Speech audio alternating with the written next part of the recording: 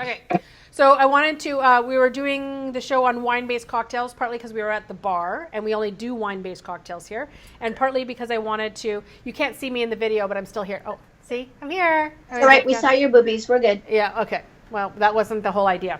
Anyway, so I wanted to showcase on the true sangria recipe, so that when the spring comes and people start trying to post all their crazy ass so-called sangria recipes, it's not even something worthy of posting unless you do it properly. It's not a sangria. I'm excited about this. Just because it has wine in it does not qualify as sangria. I've been venting about this for years. There's so many restaurants and chain places that will call it themselves a sangria, and they may have a splash of wine in it or top it up with some sparkling wine, but essentially it's like blue curacao and vodka and whatever. No, don't call it a sangria because it's got to be based with wine, and it has to have wine. It's got to have fruit. But as soon as you put too many things in it, that's where it gets screwy. I agree. So the classic version, we're going to use brandy. So of course, I buy my brandy in big jugs because I cook with it, so I use a lot of it. So you're going to do 2 ounces. I'm doing a half recipe, by the way, because I don't know what I'm going to do with all this sangria after, or it's going to be a fun night. Okay. So just brandy. Stacy and I will be happy to come in non-contact, pick it up off your deck. Just do pick up for just the jug. And then I had some strawberries. They're starting to get a little bit soft in the fridge, so I'm going to throw some of those in there. And then I have a piece of lemons, and I like a little bit of orange. You can do different kinds of citrus. I'm not a fan of lime in this when it's red wine. Like lime and red wine doesn't really go for me. Save the limes for maybe if you want to do just citrus and stuff for a white wine sangria.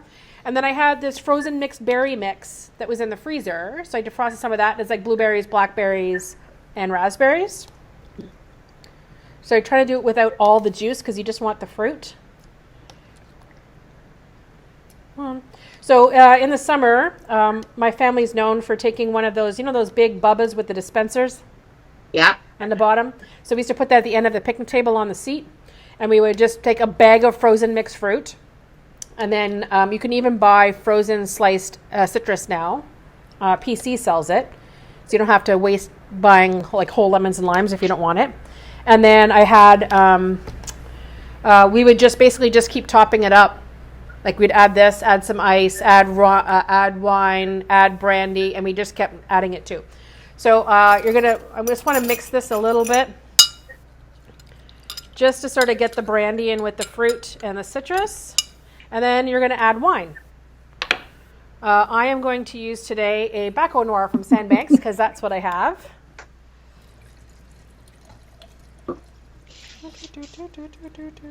Now, if you're going to drink this right away, you could go ahead and add some ice in it. The recipe that I was always given originally talked about adding simple syrup to this. I am not a fan of adding that extra sweet stuff, but if it's very dry and you're using dry or bitter fruit, add the simple syrup to taste. Now, you need to let this sit. As much as you might be tempted to start consuming it, I always say plan for your sangria in advance. You can add some extra ice just to keep it a little bit chilled for the time being. So I would put this in the fridge and I would leave it. Yes.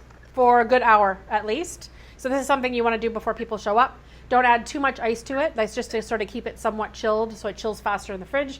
And then when you're serving it, this is where you're going to put ice in your glass. You can use a regular wine glass or you can use... Can you put the glass lower, Steph? We can't see it. Glass. There. Just a classic glass. And then you can put ice in it, and then you can maybe add extra orange slice, maybe put in a whole strawberry, something like that. And then you can go ahead and pour your sangria in it.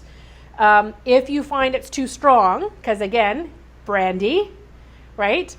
You can. Sometimes I've done it where I've added a little bit of soda water, right, just to sort of lighten it up a little bit, so it's a little bit more refreshing. Adds a little bit of bubbles, cuts it back. But be careful, it is lethal. It will knock you on your ass. But that's the traditional sangria that you would get in Spain was close. That is pretty much what it is. They will just make that in Awesome. large fats. Okay.